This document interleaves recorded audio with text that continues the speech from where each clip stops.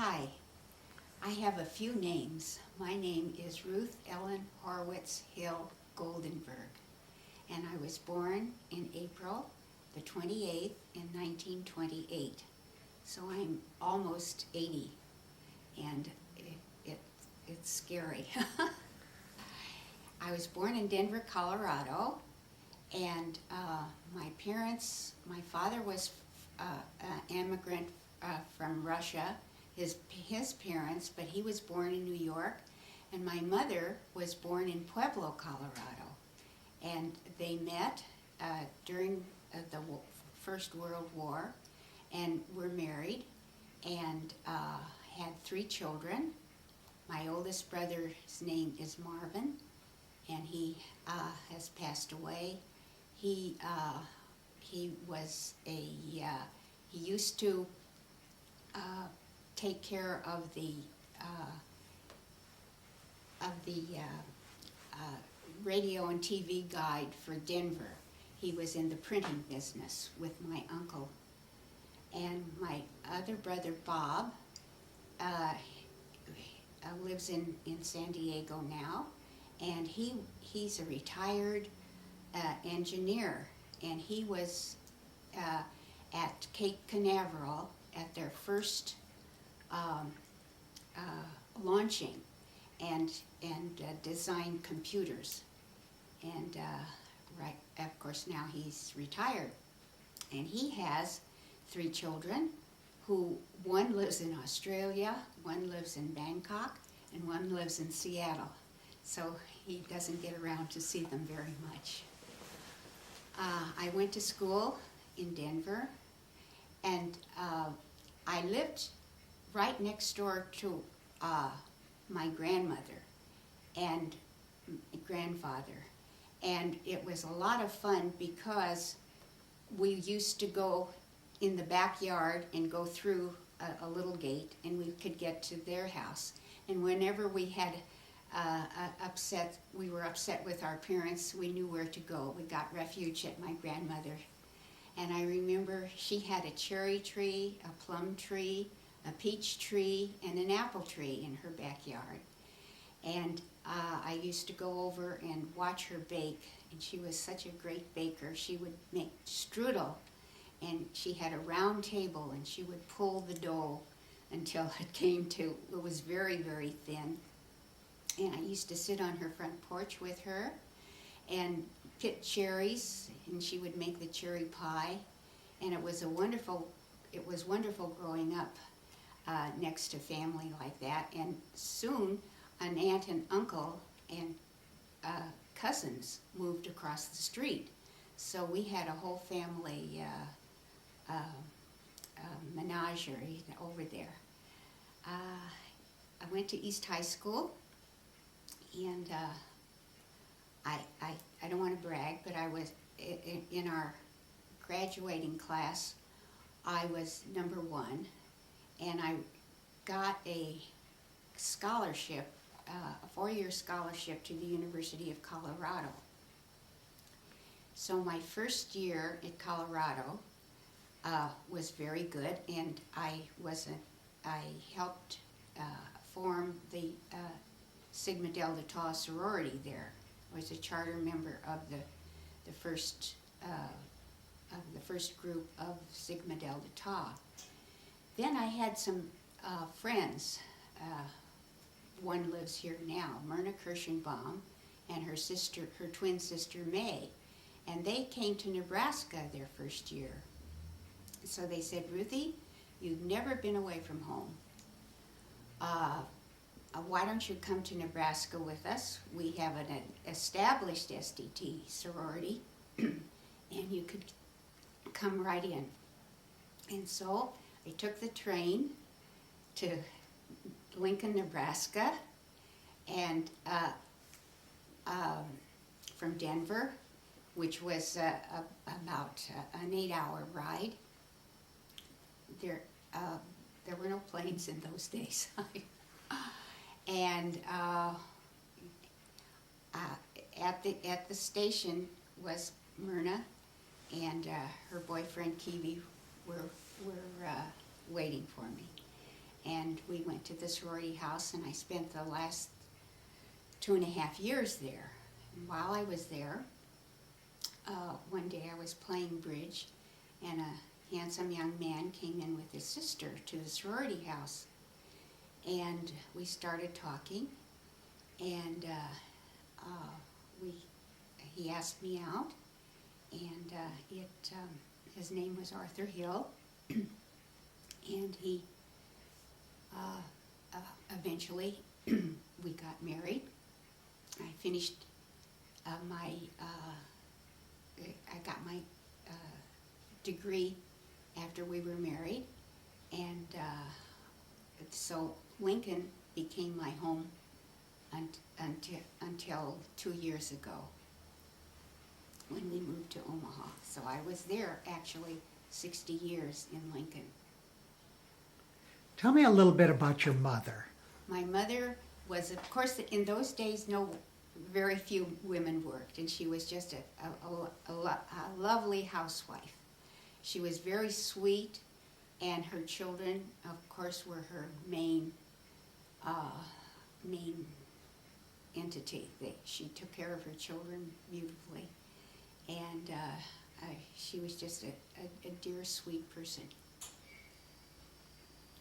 And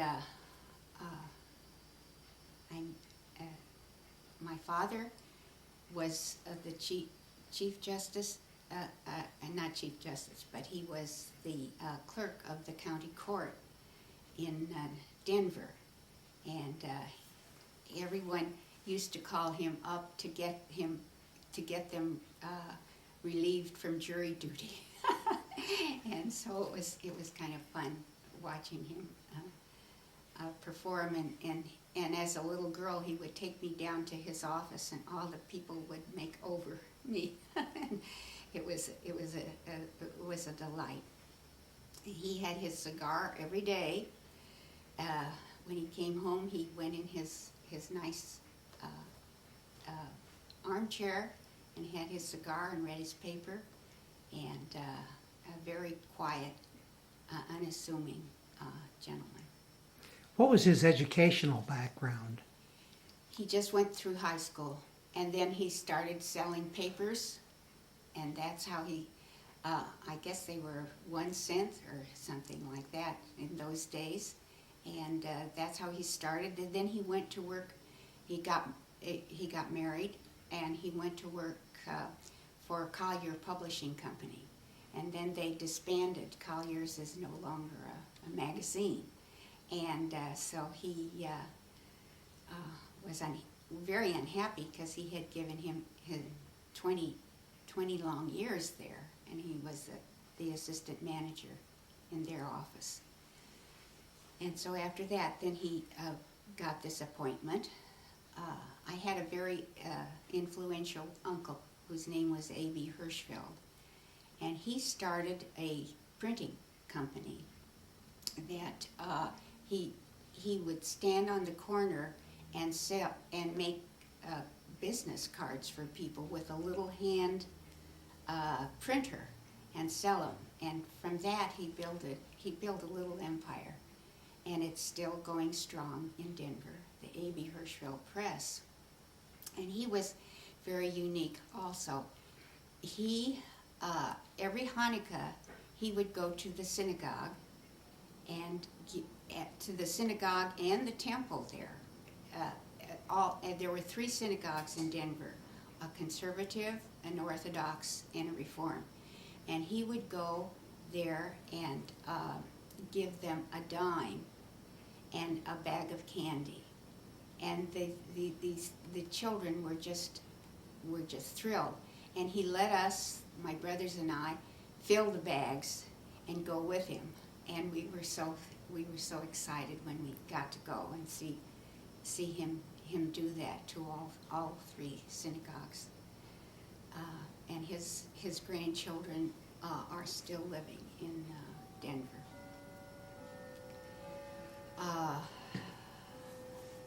Tell me about your grandparents. You said you lived nearby Yes, some grandparents. right, yeah. I'd like to hear about This is very interesting. My grandmother was one of 16 who came over from Czechoslovakia. And her name was Weinberger. And she was one of the oldest of the 16. Well, but by the time they got to the United States, there were only 12 left. 4 had passed away. But she was one of the oldest, and she helped raise this Weinberger family.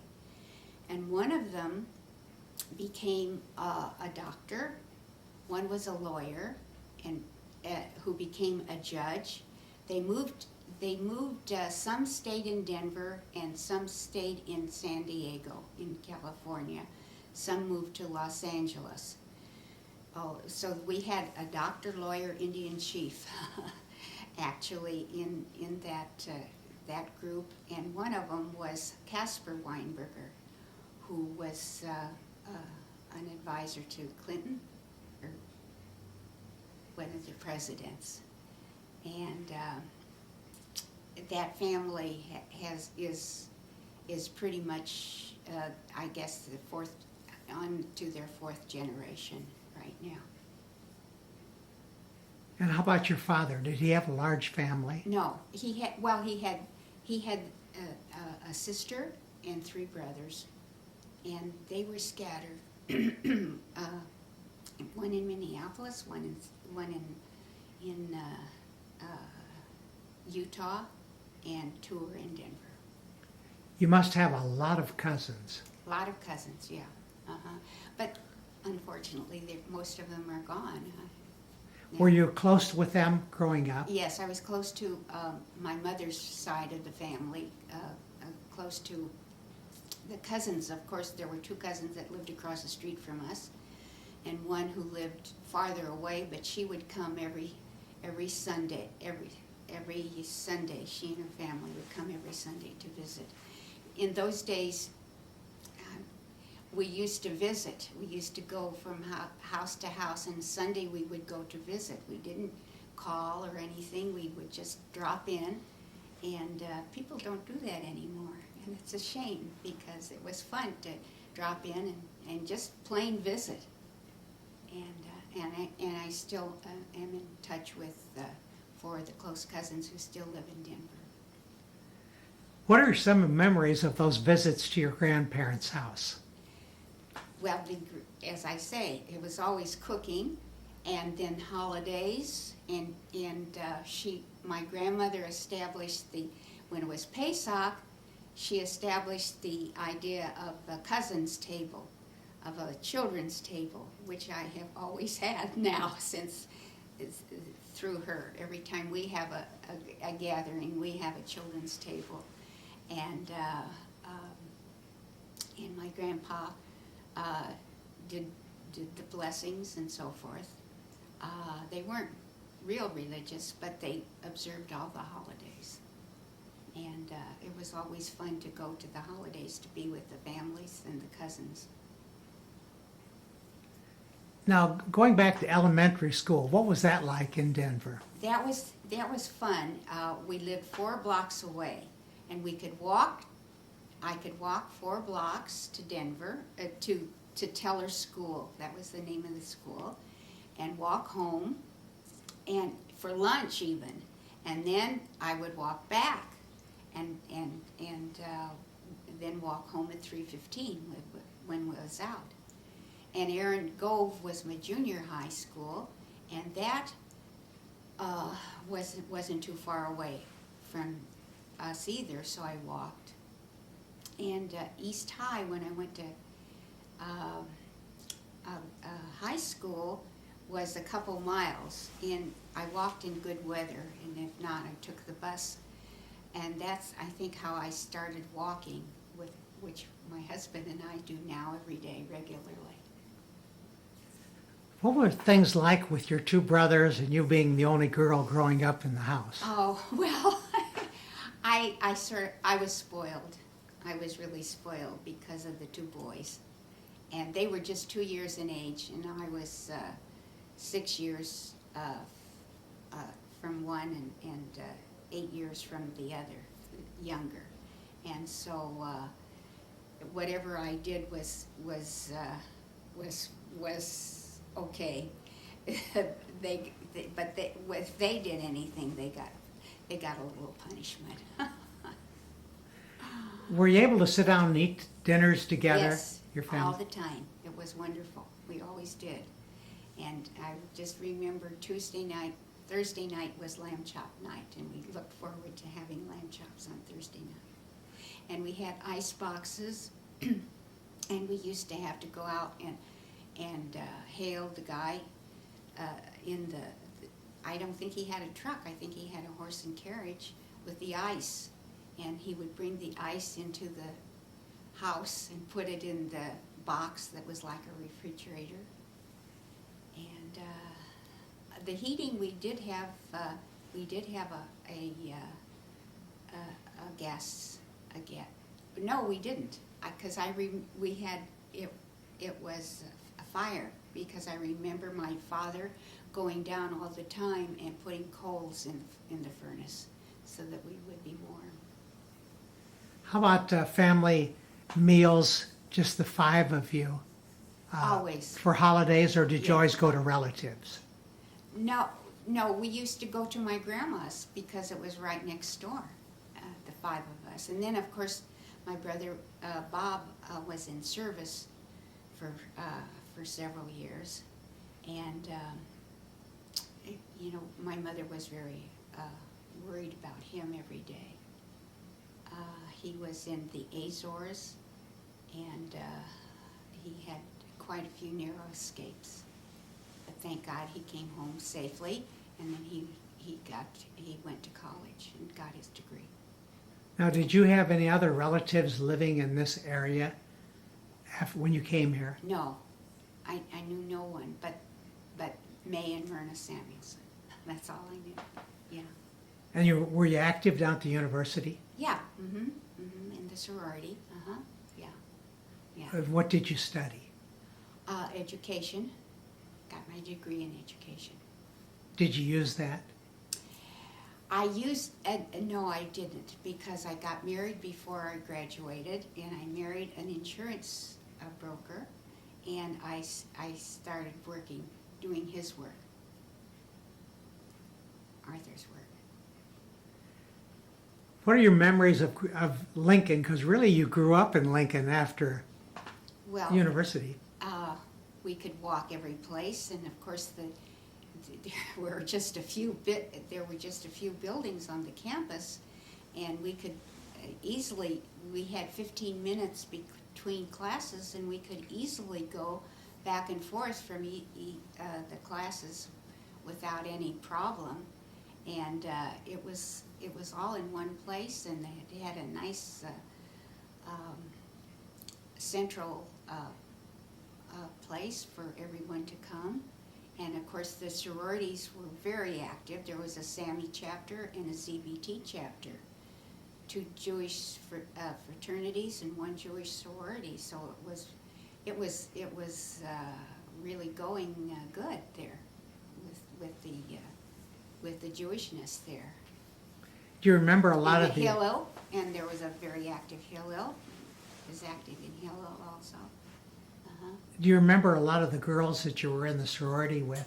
Yeah, I've looked them up here. Sarli Sokoloff was one. Rosalie Greenspan was another.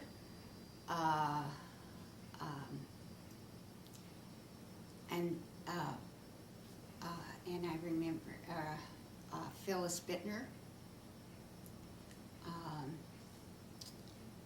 And some of them who, of course, have moved away. Charlotte Katzman Zabursky, and Marcia Kushner, and Charlotte Bricker Cooklin, and quite a few. And you've remained friends with a lot of Yes, these people yes, over the years. yes. How about the fraternity houses? Do you remember some of the boys that were Yeah, I there? remember some of the boys. Mort Zuber.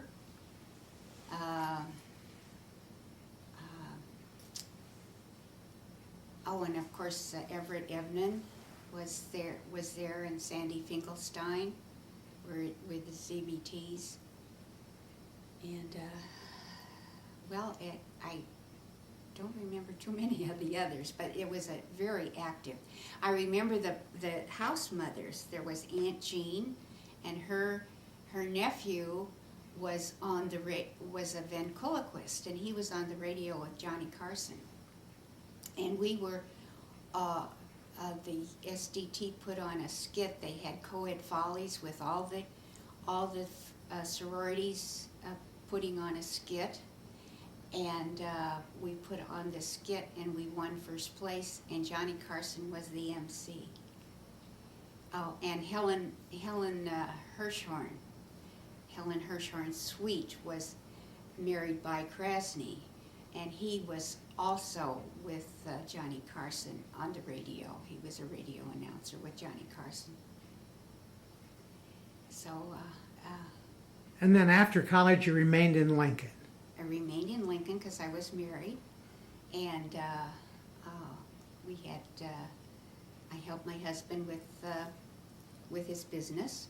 He had an insurance business, and we had Martha Sherry was born in 1952, and she lives here now. And she has 3 wonderful children. And I'll tell you about her children. She has a daughter who is married. They've been married 3 years, Allie. And Allie and Mark are interns doing an internship in New York, and they will eventually get a medical degree. Her second boy is Bradley, and right now he's an industrial engineer for Zurich, and he's living in Chicago. And her youngest one is still at home. He's 20, and he's John, and John wants to be a chef. And he's going to Metro at the moment to get his degree, and then he'll go on to a chef's school. And then 4 years later, I had Robin. Robin is, she was born 4 years later in 1956. She went to, she of course lived in Lincoln, grew up with all the Jewish kids there. And one thing about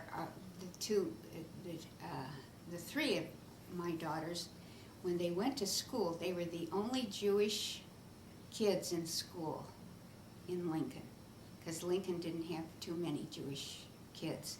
And I would always go to school on Hanukkah, because they wanted to know the difference between Hanukkah and Christmas, which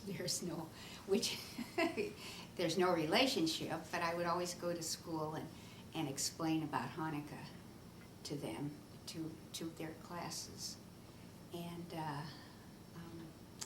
And then Joanne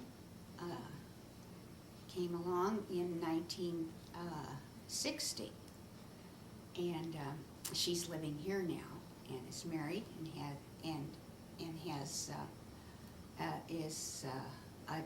she's just a housewife, which is wonderful these days. And her husband, Steve, is a wonderful guy, and when we talk to him on the phone, he says, life is good. And Steve's name is Gold, and he works for Union Pacific. But I'll get back to Robin. Robin has 3 wonderful children. One is married, and has been married for 4 years, and she is a wonderful little teacher. She teaches Hebrew. Robin married and lived in Chicago, and after she went to Northwestern, and she met a young lawyer and married him, and she was married for 20 years. However, the marriage broke up, and she had a terrible divorce, which lasted 6 years. So she raised these 3 beautiful children practically by herself, with lots of anti-husband interference. And this one, Rachel, is taught at Solomon Schechter School in New York, and she went to Columbia, got her degree and master's at Columbia, and married Micah Peltz. And Micah is a rabbi, and he went to the seminary in New York, but I sent them all to Ramah, and that's where Rachel met Micah, and they were childhood from the first time that she went to Ramah as just as a camper, and he was a camper, and then they stayed at Ramah, and she was a head of one of the groups, and he was head of one of the groups, and so for several summers they were always at Ramah doing their thing. And now Rachel is pregnant and going to have a baby, God willing, in March. And she teaches at, they have a pulpit, Micah has a pulpit in Cherry Hill, New Jersey, at a beautiful, beautiful synagogue. And the first thing they asked me when we were there, do you know Rabbi Kripke? And do you know another schoolmate of mine was Bernice Paperny. And do you know Ron Wolfson? And that's quite a link. Anyway, they're going to, so that's there. And Robin's middle son is going to St. Louis, Washington U in St. Louis, and I think he's heading toward the business end. We don't know yet. But he's going to be a senior, and the youngest is waiting to hear where she will get into to school, and they both of the 2 younger ones spent much time at Ramah and were counselors.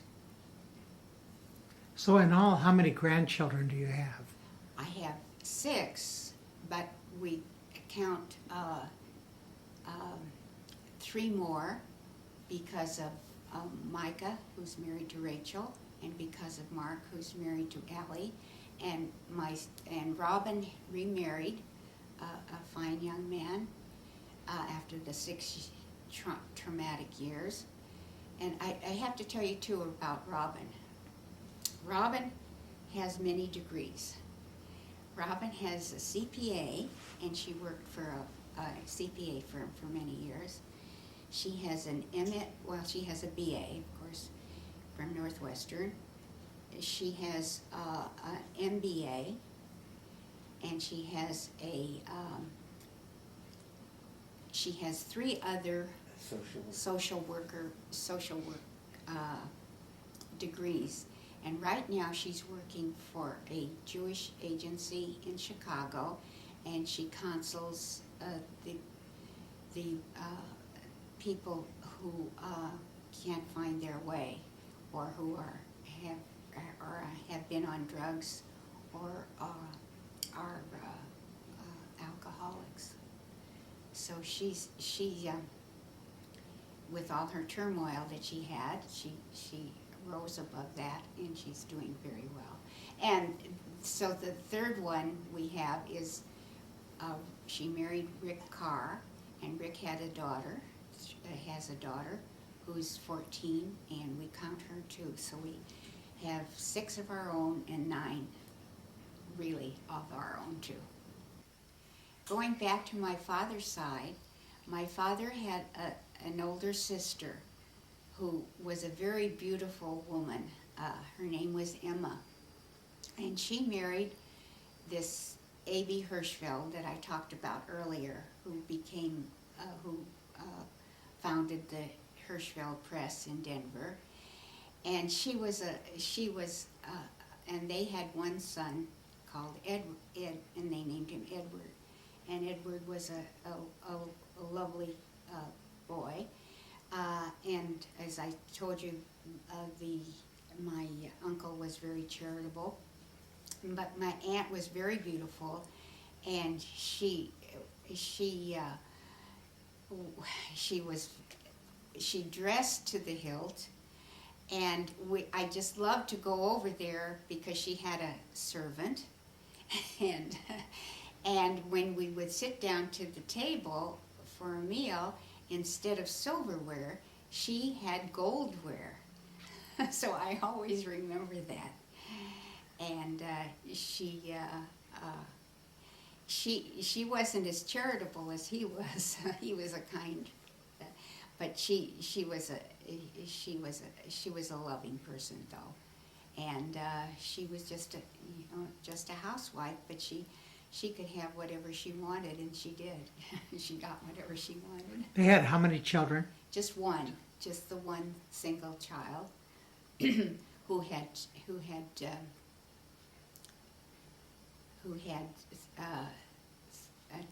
2 children, and they all live in Denver. Mm-hmm. And did your father have any other siblings? Yes, he had a brother in Denver who was a builder, and I was afraid of him because he was kind of rough and tough, and he had a lovely wife named Molly, and Molly was she didn't know how she had 2 children. Erwin was her first child, and she didn't know really how to take care of him. And my mother was aghast once when she had a salami on the table, and Erwin went up and started eating the salami with the skin and all. And my mother was aghast. But as they grew, Erwin used to come to my mother, and he would say to my mother, "Aunt Blanche, will you teach me how to be a gentleman?" Molly was a rough gal too, but she was a sweet gal, and they had a Army-Navy store in Cheyenne, Wyoming, and they made a lot of money with this Army and Navy store. And then my cousin Erwin, who wanted to be a gentleman, and he was, because he married a very lovely girl, Greta Adler, and Greta's brother married Miss America, who was Miss America of Denver, and I cannot think of her name right now, but anyway, he became a gentleman, and that was my one brother, my one uncle. Another uncle was in Minneapolis, and he had a knick-knack store, something like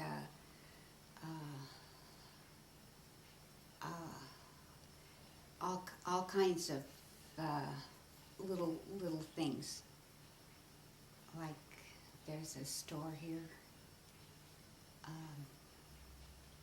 Anyway, he was very good over there. And then my other uncle was in Utah, and I can't remember what he did, but he died very, very young. And he had 2 children. He married a non-Jewish lady, and so we've never been in, and had 2 children, but we've never been in contact with them. So all in all, you've had quite a few cousins. Yeah, Yeah, right. Mm-hmm. And for the most part, you've kept in close touch with her. Right, yeah, right. Mm-hmm. All right, I married Arthur Hill February 26, 1950. And we had a lovely wedding at Temple Emmanuel in Denver, and then came back to Lincoln, where I have lived ever since, until we moved to Omaha. Arthur had an insurance business called the Hill Agency, insurance for your Lincoln's complete department store of health. And I did all his secretarial work and raised the babies. And I had a mother and father who came from Russia and lived in Lincoln. We lived not too far away from them. And a sister, Charlotte, and a sister, Gertrude. And he was the only boy of the family, so he was pretty much favored by his mother. And he was very devoted to her, and he went to her house every morning before he started work and had coffee. And that's then when the kids were little, he would bring them over, and that's where then they started to drink coffee, and they've been drinking coffee ever since. And me too. I never drank a cup of coffee until I met Ida Hill. Of course, she was a housewife, and he was in Iso Hill was in the metal scrap business, and he never wanted Arthur to go into the scrap business because he said that wasn't a nice business for a nice Jewish boy. So after the war, well, Arthur went to was a lieutenant in the Navy, and graduated at Annapolis, and he was in the service for several years, and in the South Pacific, and that's after the service he came to Lincoln and established his business, and that's how I met him. He was 10 years older than I was, and so I was just a little neophyte compared to him. He had gone through the war and so forth.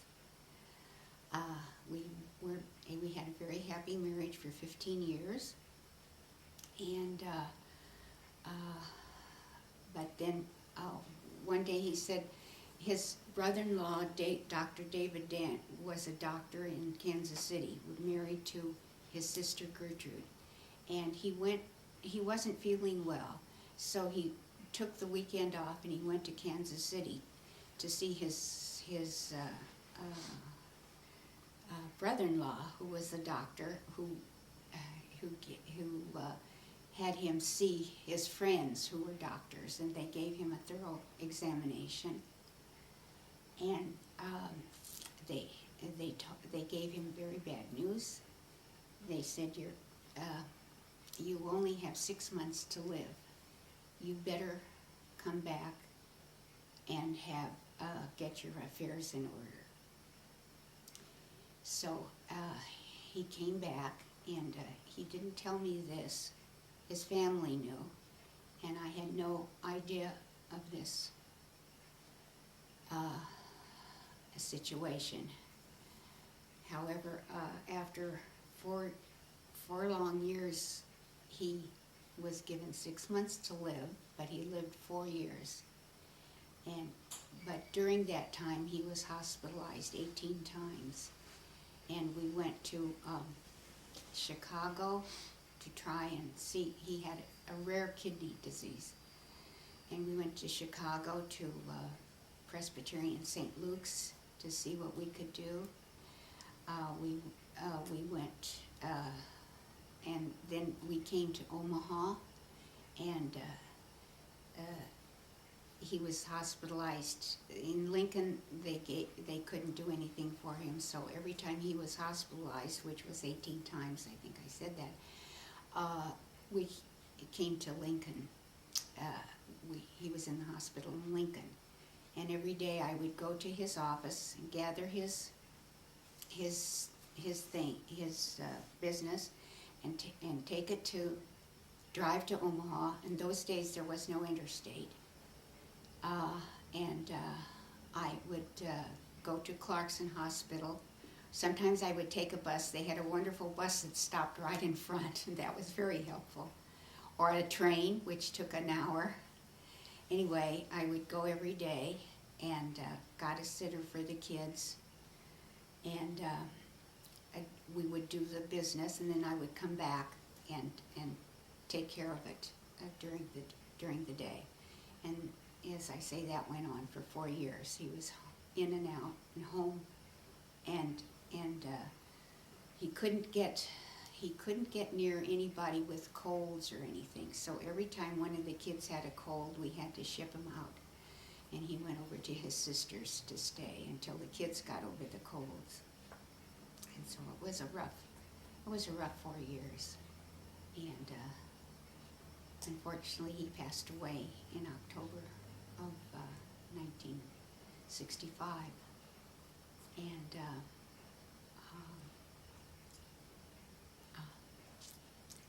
leaving his mother and father and his sister, who lived in Kansas City, was married to the doctor, and to his younger sister Charlotte, who was married to Lou Orloff.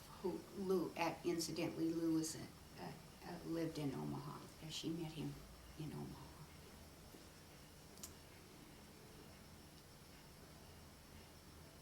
So after his death, I carried on the insurance business for a short time, but then I had left the children for 4 years by themselves so many times that I felt badly, and so I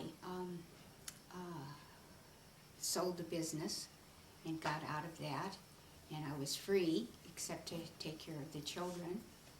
And so the people in Lincoln thought that I should be busy. They keep me busy, so they made me head of the women's campaign of the Federation.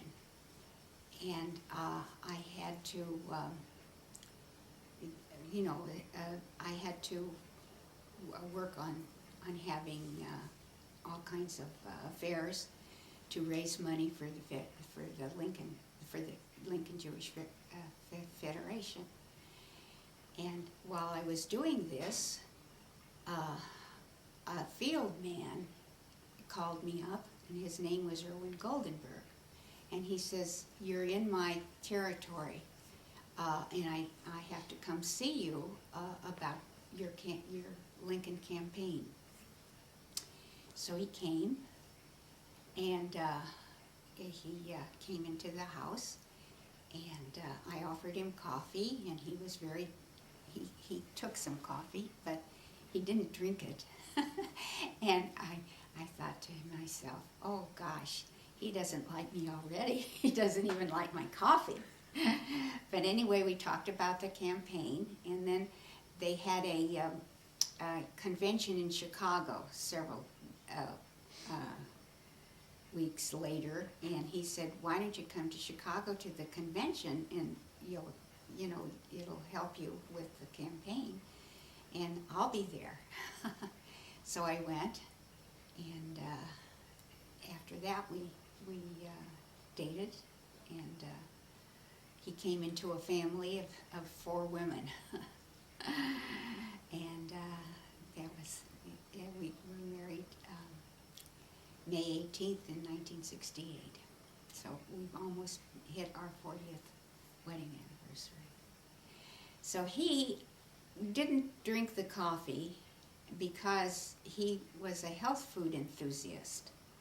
And he was a very handsome, tall, a young man who was the picture of health. And I thought, well, there must be something to this health business other than doctors that I had been in contact with for 4 years. And he was a vegetarian, and he liked to go to health food stores wherever we went. And so we went, and he knew exactly what he wanted and what to do there. And he was gone every weekend because he had a big territory to cover as a UJA representative. And so one day I said, you know, you're gone every weekend, and during the week we're busy with the kids. I said, this is no life. I said, why don't we open up a health food store? And I didn't know beans about it, and he knew about it. And so we did. We opened up a health food store called the Golden Carrot. It wasn't because of our name, but it was because we wanted to serve carrot juice in the Golden Carrot. And so we were looking for a space, to find a space where we would be good. And they had a new mall opening up in Lincoln called Gateway Mall. And there was places there that they were ready to. But we went to the manager of Gateway, and he says, oh no, he says, a health food store would never go here. It's impossible. So we went home, and he kept traveling, and we came back one day, and I said, let's go try again. Let's go see. You know, they're further along in their building, and maybe we can get a little space. Because I want you home. I don't want you gone, and then in the week I'm busy with the children. So he said, oh no, they said no. Can't you take a no? And I said, no, I can't take a no. Let's go. We went. They said no again. But finally, the third time was a try. I made him try again. And they said, well, I've been looking into it, and there was only one other health food store in Lincoln who had been established for many, many years, and in the malls. And he says, there's some that are doing pretty good, but I don't think you're going to do very good. But the banker, we knew the banker, and we talked to the banker, and he said, yeah, give him a chance. So he gave us a chance, and we opened up a little 6,000 square feet, 600 square feet. It was 600 square feet of Golden Carrot. And we had a wonderful time there. I mean, it was hard getting started, and we had no results for a couple years, but we stayed there, and we were quite busy. And we brought in people like Jack LaLanne and Dr.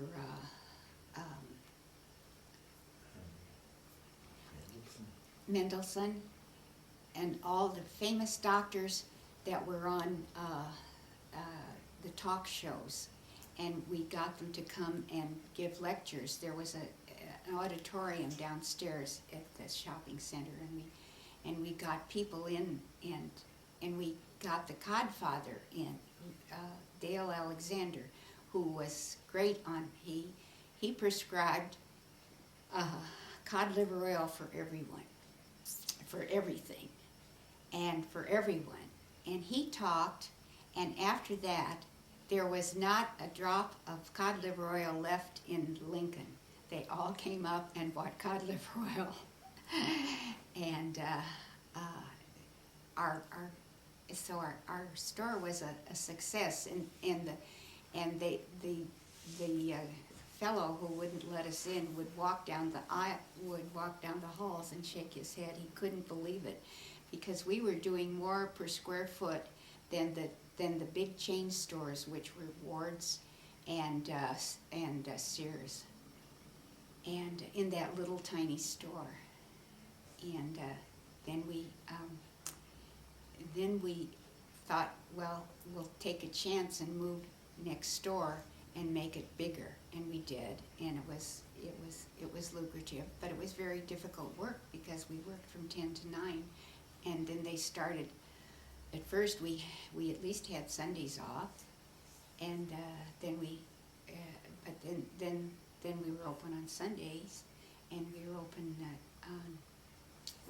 7 days a week, 10 to 9, except Sundays. Sundays they opened at 12, and we were there for 17 years, and we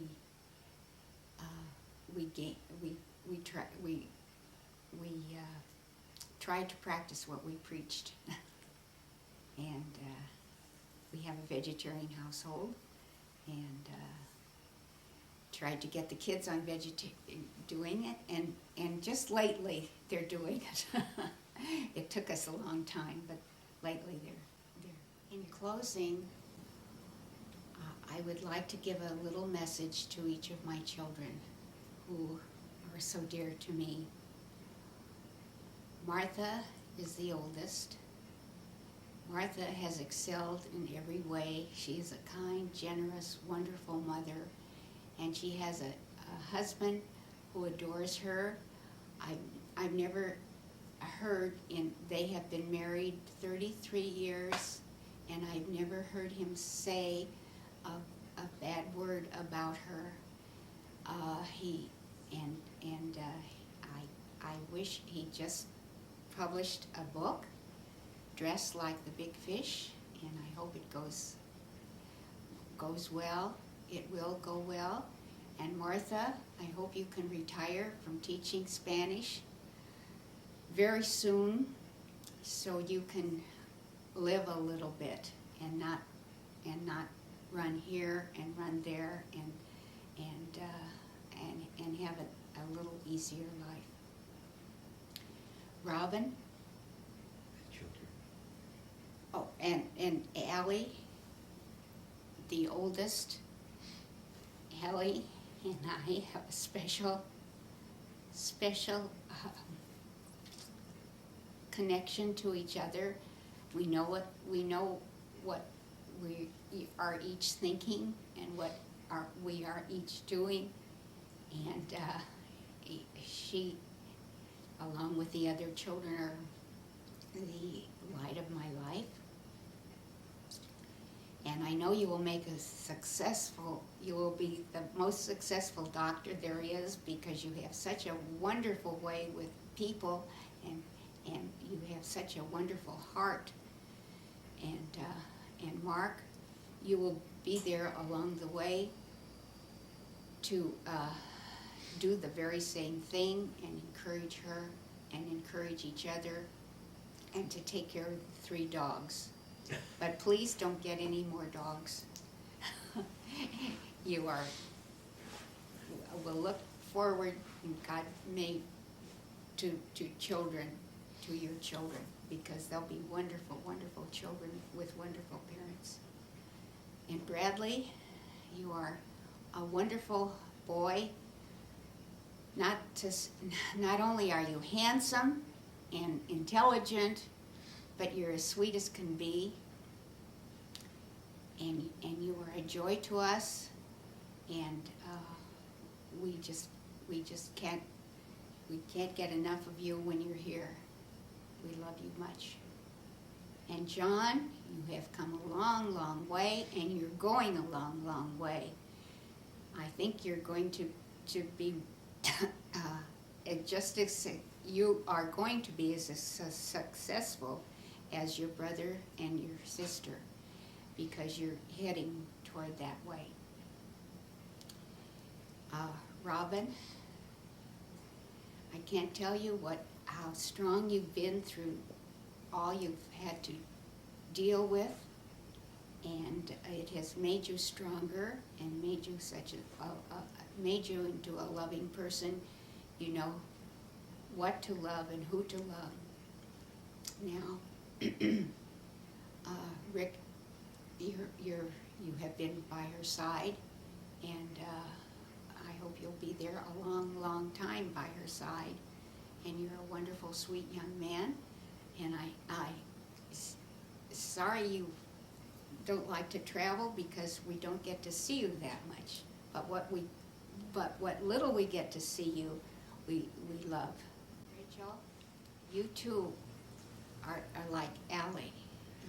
You're so dear and near to me, and I feel so pleased that you two are that we have such a wonderful understanding and relationship. Besides with my wonderful husband Irv, it's the relationship of my life. And I know you'll be very successful with whatever you do. You are beautiful and brilliant and going a long way. With Micah at your side, Micah, what a wonderful rabbi you are. You are so kind. You're going to help so many people along the way, and we are so proud of you both that you're doing so well, and you will continue to do well. Aaron, you're a wonderful guy. When you were a little baby, we said you're an interesting fellow, and you are. You grew up to be an interesting fellow, and whatever you do, I know you will do. You will excel at. And Sarah, you've gone through a lot. You're the baby of the family, and you were young when lots of trauma came into your life, but you have withstood it, and you're going far as your brother and sister are going. And Alex, what a sweet, kind, happy young lady. Stay that way, dear. We're so happy that you're in the family, and we're happy that you will travel so we can get to see you more. Joanne,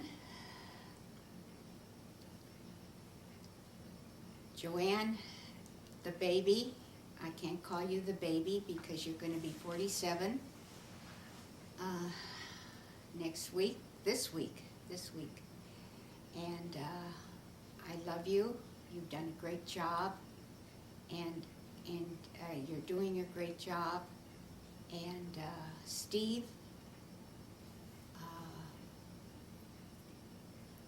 the gold name is what you are. You are gold. You're like a piece of gold, only a piece of loving gold. And we can't tell you what a wonderful addition to the family you have made.